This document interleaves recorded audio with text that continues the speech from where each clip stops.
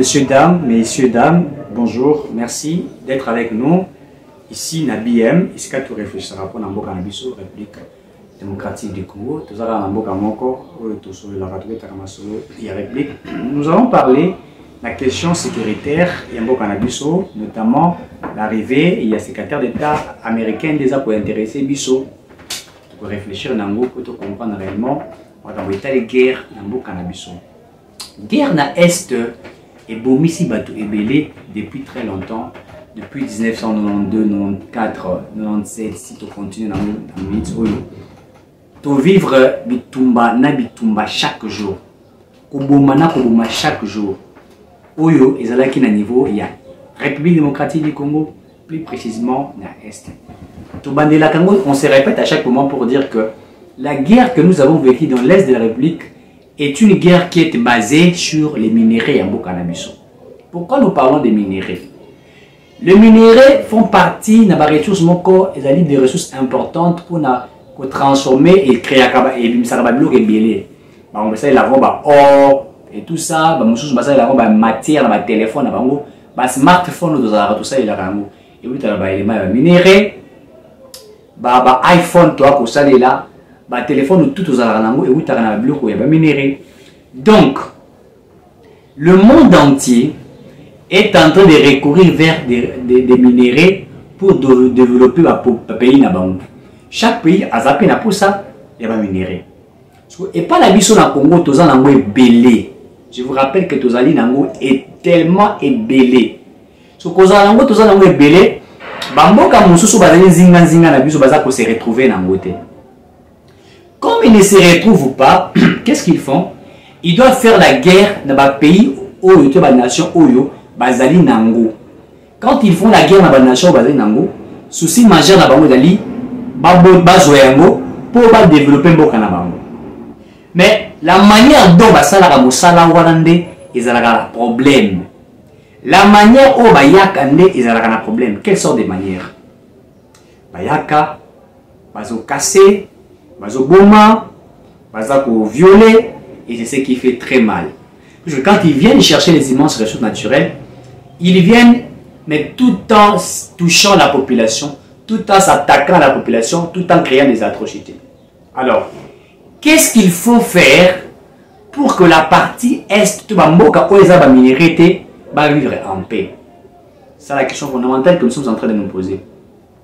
En paix aujourd'hui, c'est bien bon. Il y a pour ça la nous pour ça. Mais est-ce que dans cette diplomatie que nous, la RDC est en train de faire, et que ça a été qui met écoute automatiquement, ou il y aura encore d'autres nations qui vont s'élever pour dire, eh ben, tout ça, après ça, minérer à Congo, eh ben, il faut continuer à créer la terreur, toute atrocité. C'est la question que nous sommes aussi en train de nous poser. Est-ce que cette guerre, nous allons réussir la guerre dans l'Est de la République, messieurs, dames? Aussi les Sabitumba. Ils ont aussi une stratégie mingi. Regardons d'abord les 54 ou 56 États aux Anango. Qu'est-ce que chaque État possède? C'est la question fondamentale. Nous parlons d'abord de l'Afrique. Quelles sont les ressources de chacune des nations où les amis intéressantes? Sur les totales de ressources des pays africains sont basés Nango. Tout le bon. Bisowa tozali na oyo te. So towe ko sala nini po o biso tozangi tozwa yango pe o pe bino tozangi bozwa yango.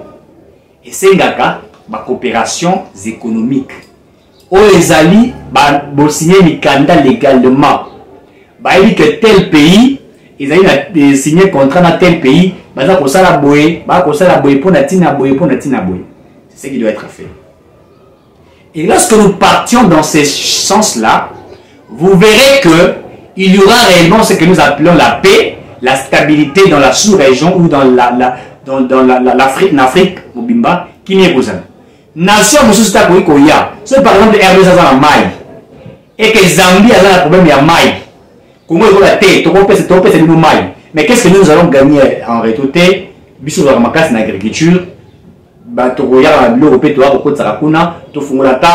Commerce transfrontalier pour bino pe bon besoin bilu super d'habiter to fongola pe ko to ça la moi ni mo to panzi moi mai boy ça pipeline, tuyau, pipeline en anglais, pour tout ça rappelle maïboui. Et c'est comme ça que les pays africains vont se développer. Et c'est dans la coopération bilatérale ou la coopération bilatérale qui feront en sorte que chaque pays africain ait se développer sans qu'il ait des problèmes. Ils ont la bongo. Coopération, toi, Kosala, toi, Kosolola, RDC Solina Angola. Sur le plan militaire, tu es Angola, d'ailleurs, Makassi.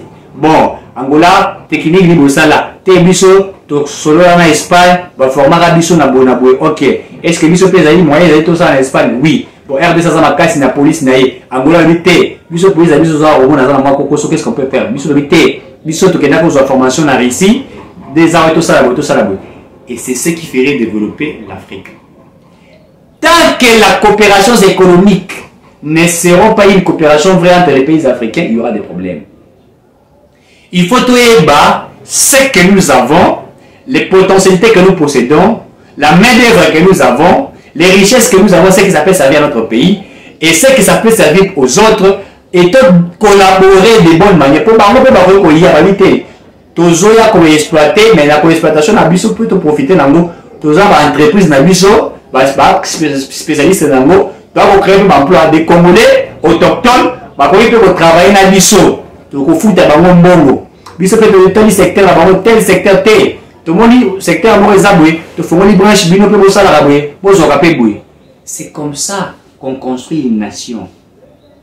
C'est comme ça qu'on développe un pays sur base, n'est-ce pas, des stratégies qu'on met ensemble. Lorsque nous mettons des stratégies ensemble, c'est ainsi que nous allons développer nos pays. C'est pas en faisant n'importe quoi, c'est en étant sage, en comprenant ce qu'il faudrait faire. Nous devons développer l'Afrique. Congo est menacé dans la richesse, tant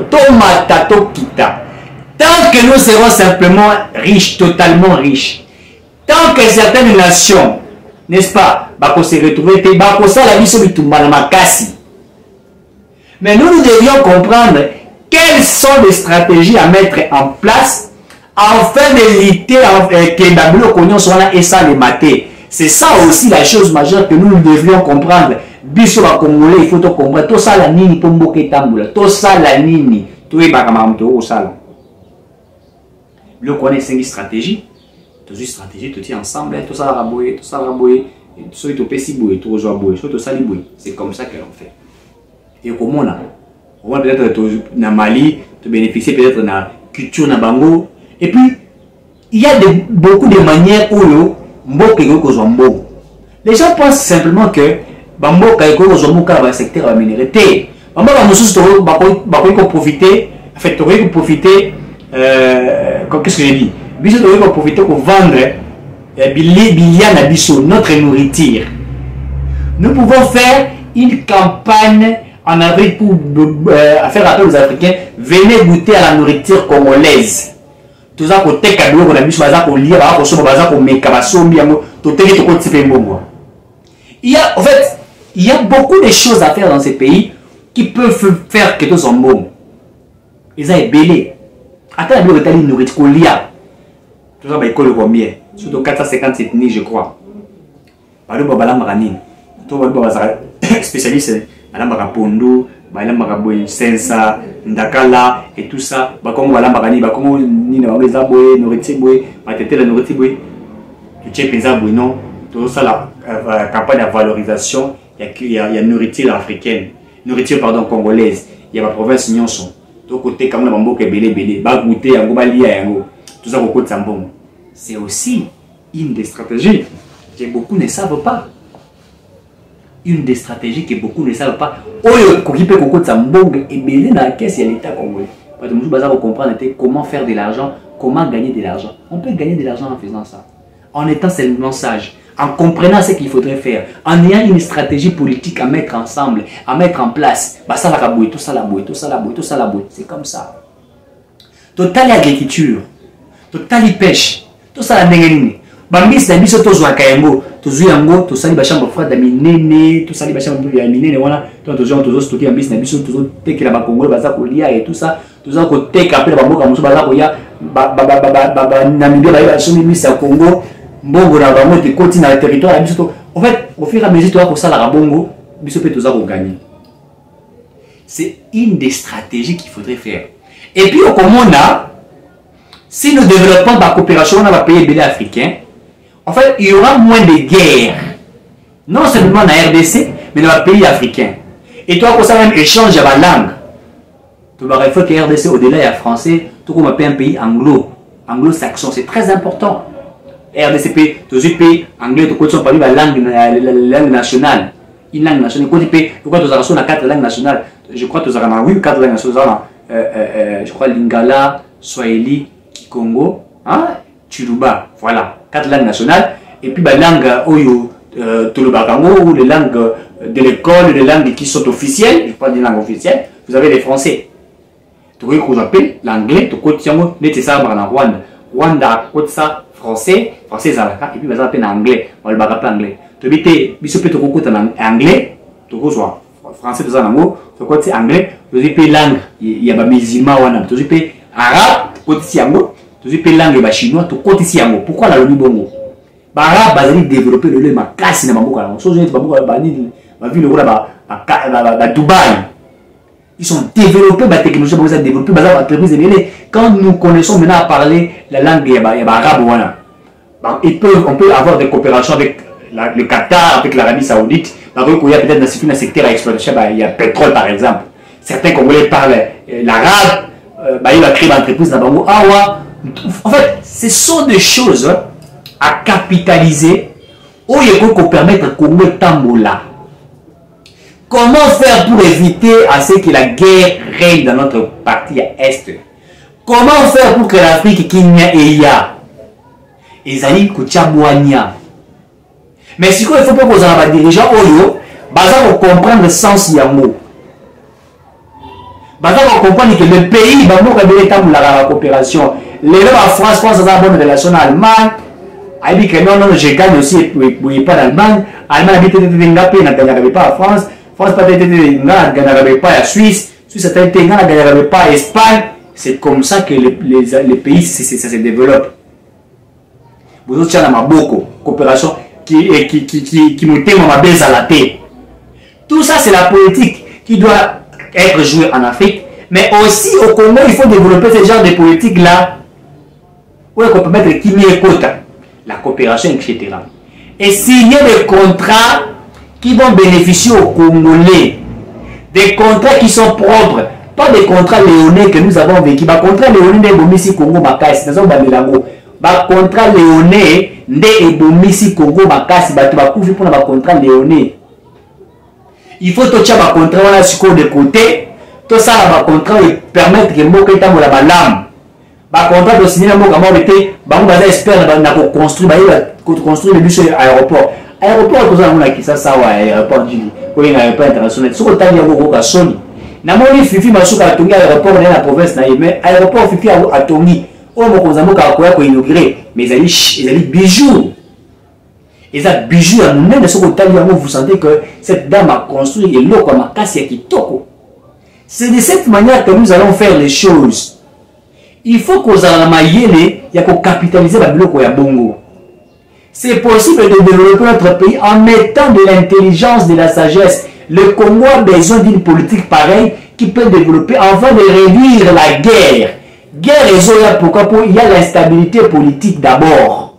L'instabilité politique est créée pour créer instabilité économique. L'instabilité économique est pour créer l'instabilité sécuritaire. C'est vrai que nous apprécions la politique de Tshisekedi, président de l'OAE. Nous avons insécurité pour aussi l'ISENGO, c'est bien bon, nous sommes en train d'applaudir cela. Mais tout à l'heure, comment nous pouvons capitaliser certaines choses pour mettre fin à autant que Benga, Bitumbana Est et Ambo Kalabuso. C'est important, il faut que tu réfléchisses, messieurs, dames. C'est important, il faut que tu capitaliser, il faut que tu yeba. Congo et Senginini, Pebunga. Il y a aussi des décisions pareilles que nous devons, tout ça, là, on va café politique, tout discuter. Que faire pour que le Congo, n'est-ce pas, se développe? Si on a tenu poser cette question, on a des bactéries politiques, il faut organiser des bonnes élections. Non! Ce n'est pas en organisant des bonnes élections ou des élections que le Congo est. Les Congo changera, c'est lorsque la mentalité des Congolais changeront. On peut organiser des bonnes élections. Bah, tu peux te poni bango. Mais bah, tu te poni bango, bah, ça la mentalité à bien été. Bah, il y a ça la COP. Comment pouvons-nous changer le Congo? Nous pouvons changer le Congo si et seulement si mentalité na biso est changée. Nous pouvons changer le Congo si et seulement si tu comprendre que il faut tout ça la raboyer, tout ça la raboyer, tout ça la raboyer. C'est aussi important, monsieur dame. Il faut tout compter dans la sens maïe wana. Le Congo a besoin de changer. Toute l'insécurité doit vivre. Insécurité bomi biso. Nous n'avons pas besoin de vivre dans l'insécurité éternellement. Nous voulons aussi voir mieux. Développer chaque secteur et économie en Bokanabis. C'est important. Congo il fait bonga. Congo il faut et bonga. Acteur politique, surtout pour la partie est de la République. Est-ce que vous dites que la partie est de la République, on a beaucoup l'insécurité aussi là? Parti on est au coma, Batumusu Barokima qui ça pour la refanda una. Côté on est au coma le rôle là, je ne sais pas comment je vais appeler. Et comment le rôle à Washington et comment le rôle là, je ne sais pas comment je peux couper ça, qualifier en mot. Pourquoi? Puisque dans Est, ça va éviter tous dans la 4 saisons. Des fois il neige là-bas. Neige il y a mon cœur au monde à matanga te neige penza ya la glace. Ok, côté va Nirago wana. Il y a côté sur la montagne où les zones quand ça neige wana. Donc pembe na pembe. Au mituni anazana kati ya Congo, tout nazana côté nini. Cette partie regorge des richesses immenses. Tu vois comme ça va bijou pour la mboka na biso. Kaka na mayele. Congolais pour les Congolais, yenda za koboma. Pourquoi? Au-delà du fait que bamboka musu baza ko envier biso, biso moko pe domi côté na kati ya ba COP. Congo la côté na kati ya ba COP. À côté na kati ya ba groupe armé, à côté na kati ya ba exploitation illicite, à côté na kati ya ba détournement. Et tant à côté na kati wana aza ko bebisa. Et puis tant aza ko bebisa, toza ko zonga sima. Alors que les nations, certaines nations sont en train de construire pour aller de l'avant. Nous devions comprendre et capitaliser certaines choses pour que tous on la cimate. Nous n'avons pas besoin de reculer en arrière. Nous avons besoin d'avancer et d'avancer d'une très bonne manière. C'est ce que nous voulons, messieurs, dames. Nous avons besoin d'avancer et d'avancer bien. N'avançons pas comme tout le monde. Avançons, mais avançons mieux que les autres. Et ça dit important. Comment faire pour développer Congo la biso? Tout ça la nini. Tu comprends quelques stratégies à mettre en place. Beaucoup de monde a qui aussi là. Beaucoup de monde a joué le rôle naïe. Et le rôle que le président de la République a joué, c'est un rôle sur le plan international, sur base de l'infiltration, sur base des nations qui ont créé des atrocités. Ici, nous faisons allusion au Rwanda. C'est vrai que le secrétaire d'État américain est venu ici. Il a parlé, les Nations Unies a confirmé la participation du Rwanda dans ce que nous vivons, ça c'est très bien. Sur le plan de la diplomatie, nous avons très bien gagné. Le secrétaire d'État américain qui est la deuxième personnalité aux USA est ici, à Lobby. Il a parlé sans problème à comprendre l'inquiétude du Congo, à comprendre que le Congo est en train de jouer un rôle très important, à comprendre que la place géostratégique qui occupe la RDC est très importante, et également Nayango, pour soutenir l'institution au cannabis, ça c'est une bonne chose. Ça, c'est à applaudir. Je ne sais pas si j'ai fait combien, ça c'est à applaudir. Mais au-delà de ça, il faut tout capitaliser Makamou Moussous. Makamou il devrait capitaliser. Makamou il devrait capitaliser, m'a expliqué Bino. Et ça que, sur le plan international, tu as gagné. C'est très bien. Mais il faut peut-être gagner sur le plan national. Sur le plan international, pour payer sa nation, pour créer une atrocité, pour créer une terreur dans le Congo. Ça, c'est une bonne chose. Pour payer ça. Mais sur le plan national, les Congolais ou la RDC doit, on a le bas qui a appelé ça qui a surtout dans la partie à Est. il faut que nous puissions initier ce que nous appelons la paix et la réconciliation. La partie spécifiquement en partie est de la RDC. Pourquoi je l'ai dit? Je vais m'expliquer. Si nous instaurons la paix dans la partie est de la République, une réconciliation, et qu'on permette que chaque citoyen a dénoncé bateau bazali complice na bablo que ça ko sala puisque to funda na biso ba rwanda c'est que vraiment on bazali wana to funda na biso ba organiser zali ya solo ba nation biso zali ya solo mais biso moko pe ba congolais to za pe na kati ba je wana pe photo ba la vérité ko ba Eric so kama kama na zo ba ucha ngozi wangu wapi mais c'est une vérité. Il a dit vérité makasi biso moko pe to kota na kati ba je wana. C'est pourquoi nous sommes en train de reculer. Pour la nuit, pour tomber compte ici dans la carte de ma baie. Alors qu'en réalité, il fallait que nous soyons tout le monde pour qu'il n'y ait quota. La paix et la réconciliation. La paix et la réconciliation, elle peut permettre à la biso à Congolais de développer la biso, de tiens ma canne ici. De lutter contre détournement, de lutter contre les crimes économiques, de lutter contre les crimes de guerre et de génocide que nous vivons dans ce pays, puisque nous sommes en train de vivre ces crimes-là. Et certains crimes sont créés que par des Congolais. Mongoula Rwanda à côté de la Est de la République, aïe a pas dit qu'on peut savoir mon habité. Yo sungaka biso, bon biso dans musala ya koyiba, mais yo la mela biso. On a fait des membres yo pour bandi konzima kolambela ba criminel au moni ba bomi moto na miso na yo na taw bazongi na ndako olambeli bango pesa bango ba lié na sinoma mafuti yo bongo mais là peut ba ba bomi yo. Mais comment faire? Il faut que nous puissions dénoncer tout ça la campagne tout ça pour dénoncer ba on va boyi kotika arme et puis tout ça li pe loko to bengaka arme à feu depuis il y a arme à feu. Les citoyens sont basés dans l'Est, wana ba oyo ba détenaka ba arme. Ba ko déposer ba arme wana. C'est important. Ba ba arme wana ba déposer yango. Soki to sali yango te et kozala pasi. Soki to sali yango te, nous allons commencer toujours à tourner à rond. Il faut comprendre que mboka na biso za kosenga na biso participation active. Participation générale de tous les Congolais. Réconciliation au niveau national, c'est très bon. Nous voulons le faire. J'ai toujours demandé ça au président de la République.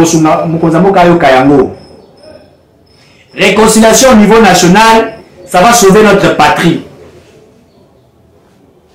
Et puis qui met au quota.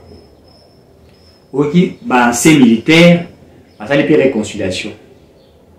Ancien gouverneur. Ils appellent l'ancien gouverneur Oyo. Ancien gouverneur. Mais tant que les gouverneurs ont un cop. Il y a là, ça va bouer, ça va bouer. Ils ont tout ça appelé la bureau Rwanda.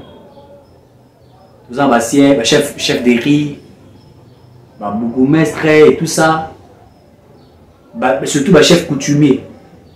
Puisque est-ce que on a tout arrêté même chef coutumier, nous tout kangi bango. Bazali. Laisse ba milice ba ko katsa ba mi ba musu ba kataka ba milice ba nzoloko ba zo ko bisa ba so ba beti no ba sasi et au kota binoté. Nous avons vécu toutes ces choses là. Tout le monde a yango. Ce qu'on devait to ko silisa yango. To ko silisa yango na campagne orna lobaki paix et réconciliation. Il n'y a que ça. Il n'y a que cette campagne qui ferait que les choses puissent changer. Je pense qu'il n'y a que cette campagne qui ferait que les choses puissent changer. Soki tosali yango te kozala mwa pasi. Et soki parti à est basali réconciliation. Biso tout olati bilamba ya pembe. To koti na messe, tosali prière, to lobi désormais nous dédions la partie est na maboko ya Nzambe. Désormais, il n'y aura plus de tueries, il n'y aura plus de barbarie, il n'y aura plus ça. Monsieur dame soki tosali yango pour monde na finalité qui résultait kozala malamu.